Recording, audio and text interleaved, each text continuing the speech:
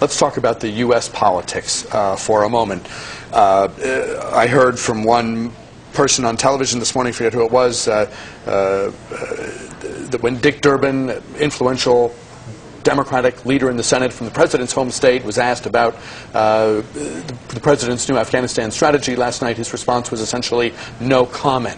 Others, like Maryland Congresswoman Donna Edwards, a liberal from the Washington suburbs, I think was, tried to be somewhat kind in her language, but she believes, I think it's fairly clear, that this is not a wise strategy. Republicans are voicing concerns as well. How much does all of that matter? How much does it complicate things for the president? I think it complicates things for him enormously, that the left wing of his party in particular are against, and even a lot of the moderates, and that in fact he's finding himself in bed with a bunch of Republicans. This could end up making him and his party very vulnerable in the mid-year elections, not to mention his chances for re-election if things start to go sour. How do you assess this, particularly since I assume there's an enormous price tag attached and that Congress would have to approve those funds? Well, listen, John's got a point, but I would broaden it. I wouldn't say it's exclusively the left of his party. There are lots of Republicans who are keeping silent, who privately have serious reservations about this. Just because someone's a Republican doesn't mean they unconditionally back this unending conflict against Islam. Listen, this is not a real nation state. You can't build capacity in this place. Everything is local in the extreme. Issues are resolved by tribes and clans at the lowest level. We keep talking about Afghanistan as though it's something it is not. And as a result, there are all sorts of naive expectations. And I think the president's expectations are completely unrealistic.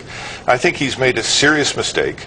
And he's, frankly, abdicated his power and authority as commander-in-chief right now to a group of generals and ideologues who don't have the national interest at heart, in my judgment. Wouldn't he be slammed, though, and you can both answer this,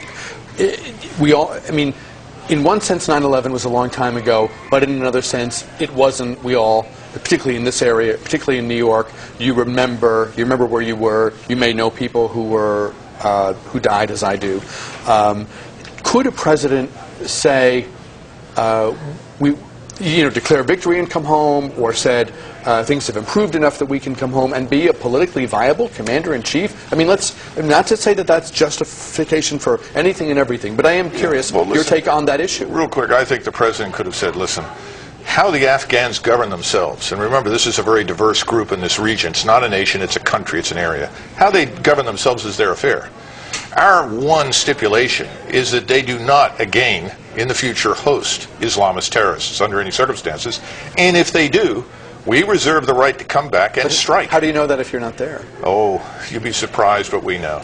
We have very good intelligence sources, better now than we've ever had. And remember, the countries that surround them, Iran, Russia, India, everyone has an interest in this problem. John? Yeah, I don't think you can declare victory and go home. I think the president pointed out, and I think he was right to, that there are serious issues of whether or not al-Qaeda could reconstitute itself and continue to pose a threat against the United States. More importantly, the real threat is next door in Pakistan. And until Pakistan is able to take care of matters on its border, there's a real threat that the Taliban could destabilize them, and they're a nuclear power, and that could create real problems regionally. Talking with Politico senior editor John Ward Anderson and with retired Army Colonel Douglas Macgregor. We'll pause here, we'll take a break, we'll come back with more news talk right after this. Continuing our look now at the president's new Afghanistan surge strategy.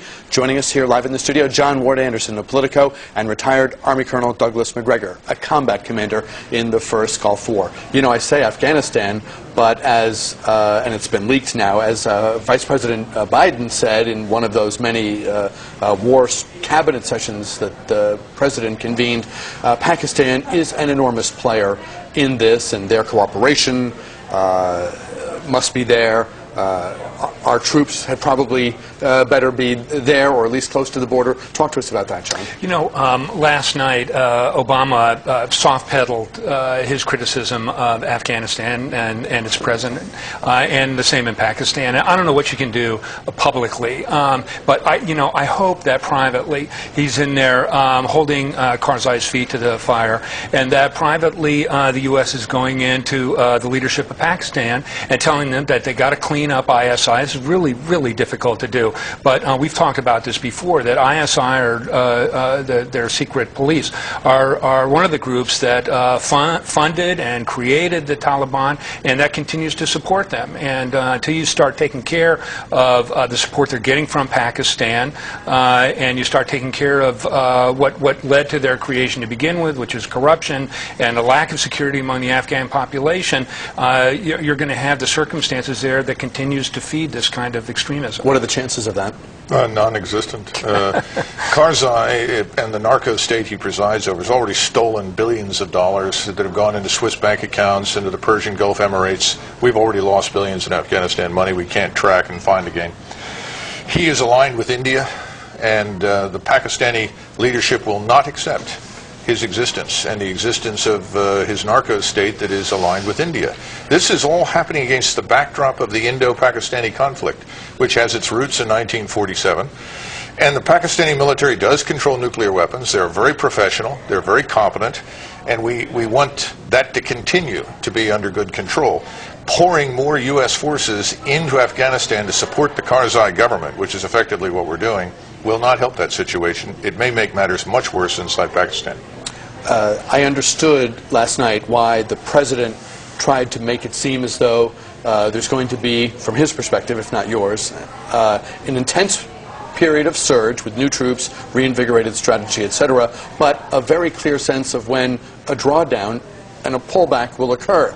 John McCain was on the air within seconds of the president's speech to really trash this notion of an exit, because presumably our enemies in the region are sitting there with a calendar and they flip the days until we leave, and then the thing really goes south. Is there something to that fear? I think that the idea that things are going to be resolved enough by July 2011 to bring home troops in a significant way is a complete fallacy. And this is part of the problems with his speech last night. Is he should have laid the groundwork to prepare the American people that if you're going to do something like this, and you can dispute whether or not you should, but if you're going to, you certainly can't fix it in 2 years. This is a years-long endeavor. Will Congress be demanding benchmarks so that they and we can gauge any progress between now and Well, we've had 11? benchmarks before in places like Iraq, and they were never rigorously applied, so I wouldn't pay a great deal of attention to that. I think the point is you could be in Afghanistan for 50 years, and I don't think you would fundamentally change the place.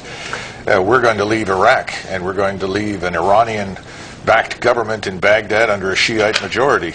And there's going to be more fighting and struggle for power in that country. And we will have not changed fundamentally anything in Iraq other than to help Iran. So the notion that we, as foreigners, can go in and build capacity, build other people's nations, is ridiculous. We need to get out of that business. Colonel Douglas Macgregor, retired Army Colonel Douglas Macgregor, is the author of Warrior's Rage. John Ward Anderson, senior editor at Politico. Thank you both. I know you've both spent incredible periods of time in this troubled part of the world. That's why we wanted you here for your expertise and insight today. Thank you very much for your time. We appreciate it very, very much.